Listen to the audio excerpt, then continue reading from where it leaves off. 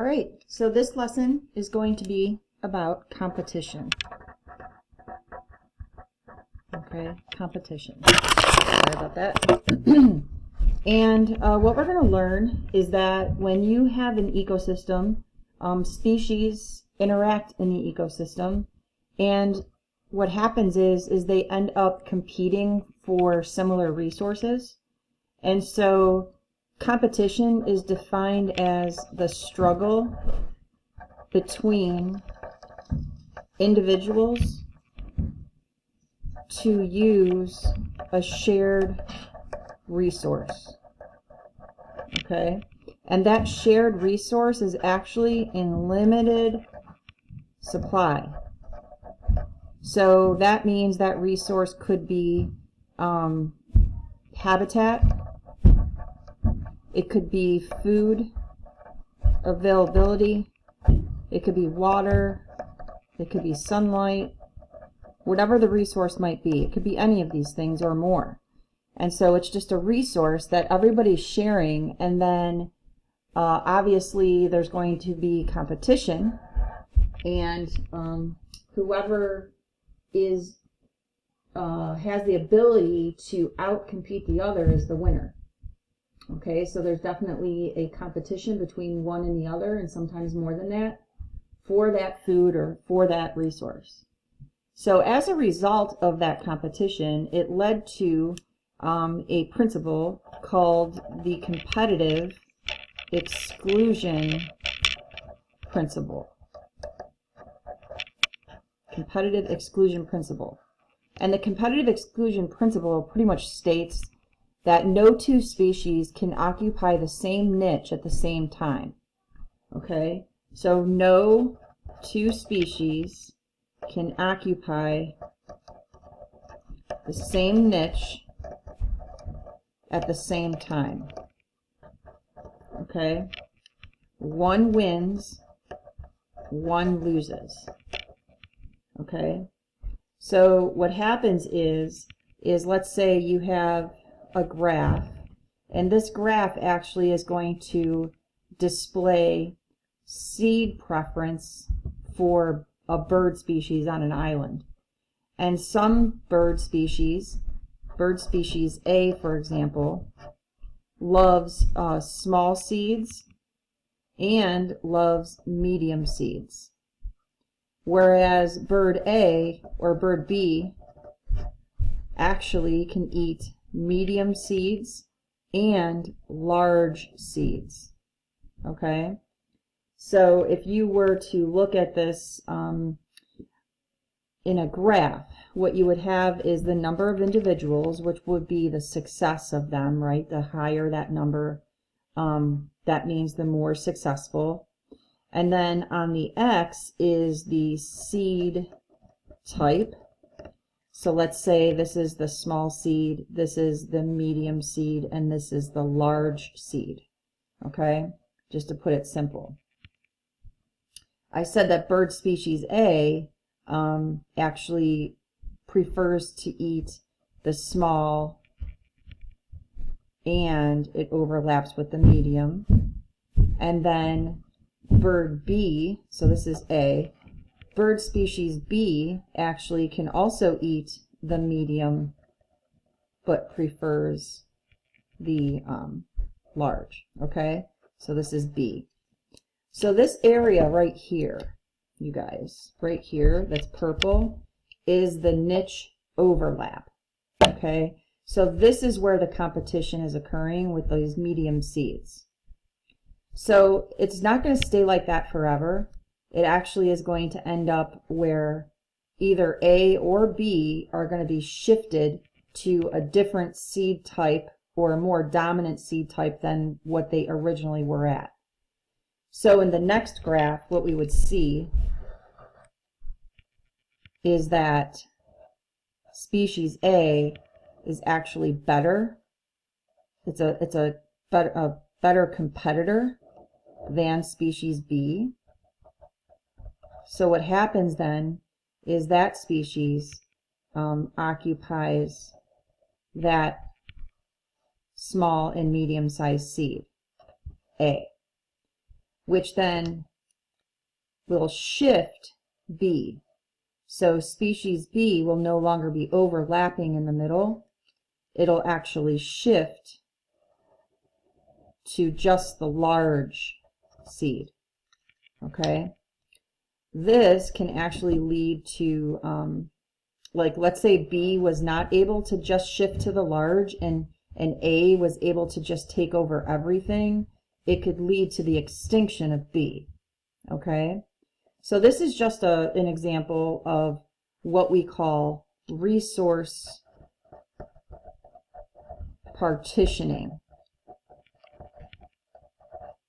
So species A and species B of this bird partitioned this seed resource so that they are occupying different niches, right, of this resource. And that leads to them both hopefully being successful. Now, if A, like I said before, would, let's say, occupy all of this, okay, let's say that was A taking over everything, then B would be pushed out, okay, and go extinct. Okay, this is actually happening locally, and it's of clam and mussel species in the Great Lakes.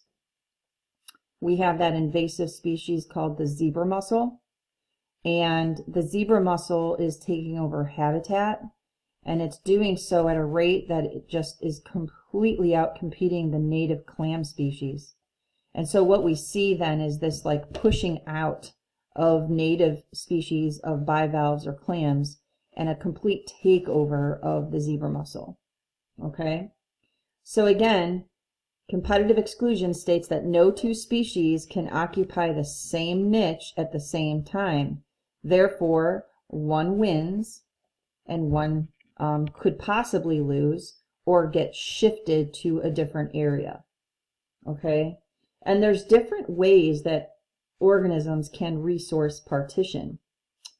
There's temporal ways. So now we're going to talk about resource partitioning examples. One is temporal. Okay. Another one is spatial.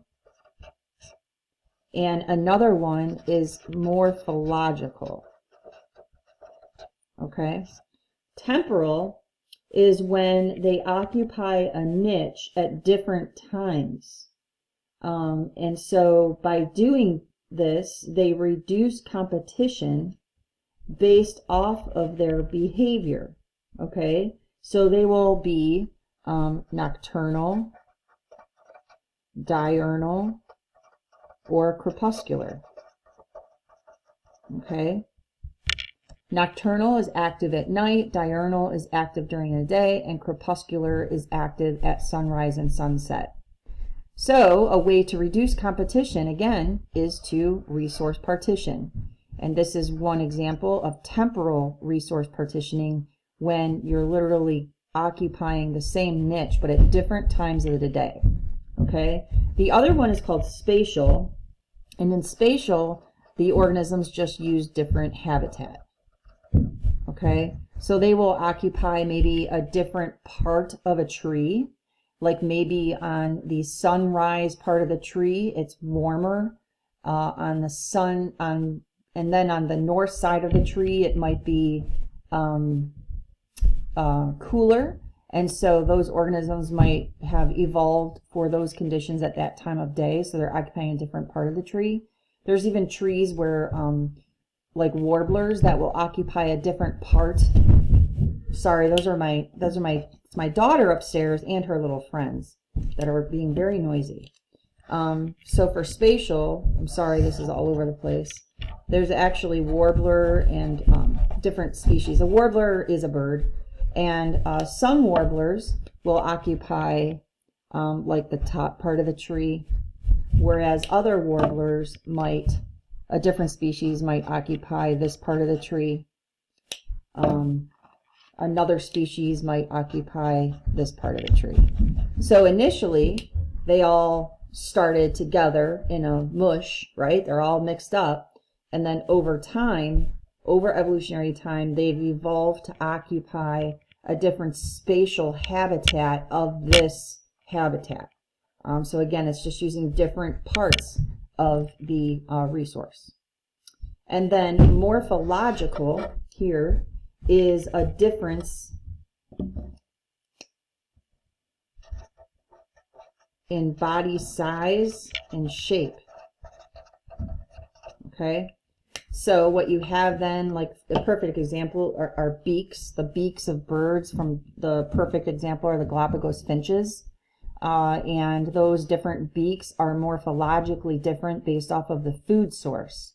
So like the seed-eating finches have fairly large, thick beaks, whereas the insect-eating finches have very like almost needle-like beaks that are able to peck and go into crevices of substrates to get insects. Okay, so those are the three types of resource partitioning. We talked about competition. We talked about the competitive exclusion principle, which talks about competition and how there's a winner and loser. And we also talked about how this is just an example. So on the test, you want to make sure that you know how to like interpret graphs and be able to read them based off of that. Okay. Another thing to mention here is the fundamental niche. Okay, and we talked about this in chapter 5. In this case here, if A wasn't here, then B would occupy all of this. Okay, so the fundamental niche is the hunky-dory niche. This is the niche that does not take into consideration competition from others. So it's like, you know, unlimited resources, all of that. So B would occupy all of this as their fundamental niche. But their realized niche for B